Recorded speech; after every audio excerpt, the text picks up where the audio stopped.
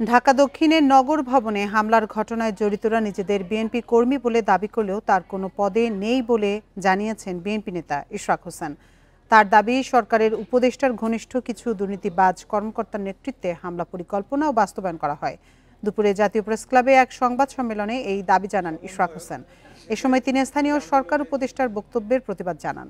এছাড়া বলেন, জনগণের ভোগান্তির কথা বিবেচনা করে গত সোমবার আন্দোলন তুলে নেওয়া হয়। এতে সরকারের কোনো চাপ ছিল না, তবে সীমিত পরিসরে আন্দোলন কর্মসূচি চলবে বলেও জানান তিনি। সেই সাথে নিয়মের কোনো ব্যত্যয় হলে মেনে না নেয়ার হুঁশিয়ারিও দেন তিনি।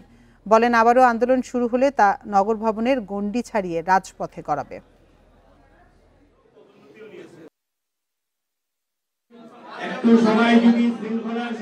আইন আদালত যাই বলুক, তারা ইশরাক হোসেনকে ঢাকা দক্ষিণ সিটি কর্পোরেশনের দায়িত্ব নিতে দিবে না। এটির পেছনে আমি মনে করি সম্পূর্ণ রাজনৈতিক কারণ রয়েছে এবং ঢাকা শহরের একটি কর্তৃত্ব প্রতিষ্ঠার চেষ্টা যে তারা করে চলেছে একটি নতুন গঠিত রাজনৈতিক দলকে সুবিধা দেওয়ার জন্য, সেটি বাধাগ্রস্ত হতে পারে।